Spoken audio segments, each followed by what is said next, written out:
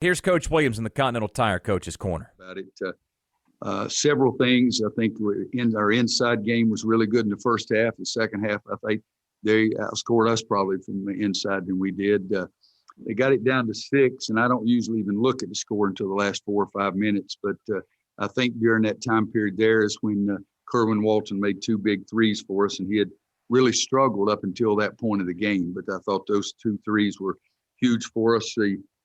We've been a good free throw shooting team in practice all the time. I put pressure on them every day and then make almost all of them kind of thing. But we didn't make many of them today, 8 for 18 from a free throw line. And one of them I know was a 1-and-1 and could have been 2 of them, but I know one of them was. But I think our work on the backboards was big. I was happy with Dayron going 16 and 10. Mondo 8 for 12 from the floor. We shot over 50% in the first half and the second half. First time all year that we've done that, but it was balanced scoring for us. I think that was big, what we got off the bench.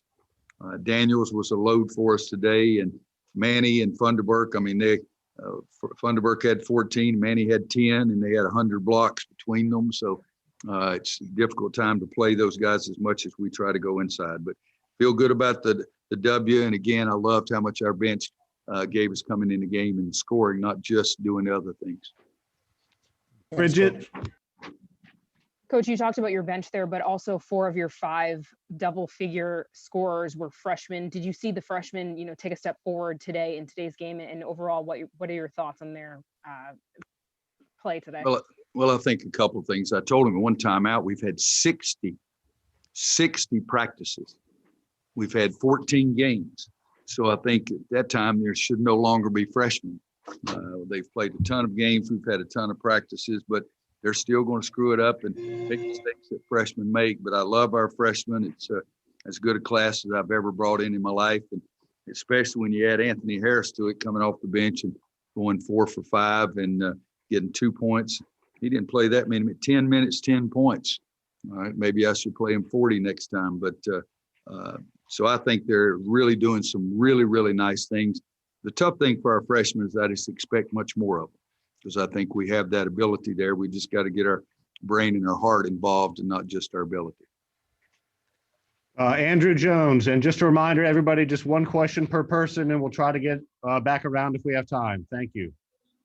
Coach, in the last 3 halves, going back to the second half the other night, 12 of 99 field goal attempts have been threes. Are you pleased with more concerted effort to get the ball inside?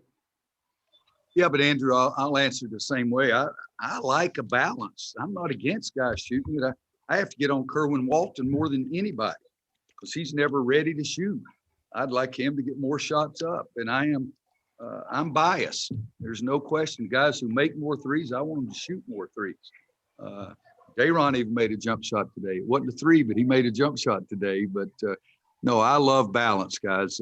Again, shooting the ball inside is something that should be important for us because we have 4 guys that I have confidence in. And they've been good shooters. And again, 8 for 12 and 8 for 13 with the 2 guys that did the best work today. It's something I think is important because it does have a chance to get the other guys in foul trouble. And the bad news is we never got them in foul trouble today. We were the ones that were in foul trouble. Deanna King. Hey, Coach, another great outing for Caleb. Is his confidence growing with each game? Well, Caleb's sitting in the back of the room. I don't think he would classify it as great because you got to be a point guard. You shouldn't have 5 assists and 5 turnovers. But Caleb is getting better. He's getting better every day in practice.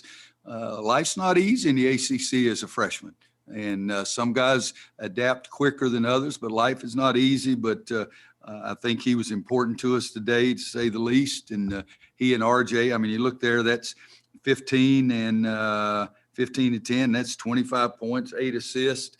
The tough thing is 7 turnovers between the 2 of them. But the best thing to me is that I think their defensive grades are getting better. And you ask about Caleb, and I'll tell you, I think Caleb could be as good defensively as any point guard I've ever coached, but he's got to do it. It doesn't make any difference whether I say it, he has to do it. Thank you. Adam Smith. Hey, Roy, the way Armando continues to play and today with, the finishes around the rim with either hand and just kind of the strength, with what you asked him to do coming into the season, and as far as the improvements you wanted him to make, I mean, are you happy to see that that's happening? And I know you're never satisfied, but it looks like he really continues to do what you guys asked him to do. He's getting better. There's no question about that. And I do enjoy watching a guy do that. And I'll give you an example, though, late in the second half where he comes in there going and spinning around and all of a sudden shoots his jump hook from 6 feet and it goes 4. You know, that's the kind of thing that we talked about all off season, is simplifying. You don't have to do all those spins. But seriously, he had a jump hook from 6 feet and shot it just 4 feet. He's done a great job of simplifying and taking better shots. And I think, again, today, 8 for 12. The last game, I think he was 8 for 10. That's the kind of production, the efficiency that we've got to have. And I think that he is getting better. I'm always on Armando. I'm always on Day'Ron. I'm always on Caleb. That's not going to stop until the day I die. And even after I die, they'll have nightmares about me. So it's probably never going to stop. Day'Ron. Yeah.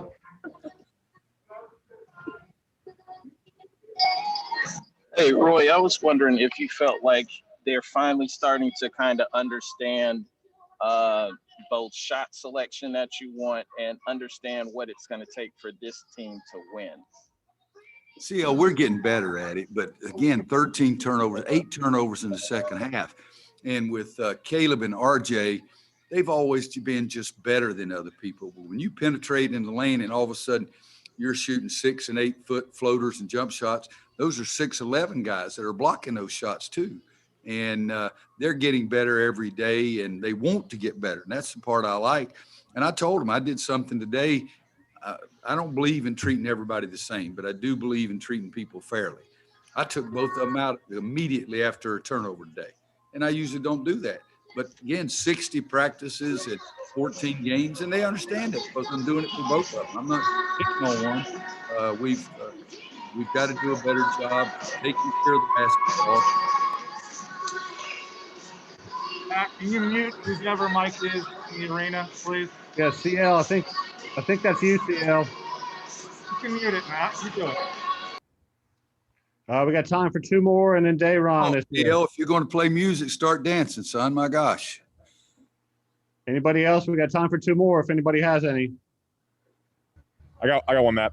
All right, go for it. Greg Barnes wanted me to ask this. Roy, can I just elaborate on, what you've liked from the big men and their production today? And if that's, I mean, you talk about balance, but did you really enjoy what Bacot and Sharp and Garrison were able to do?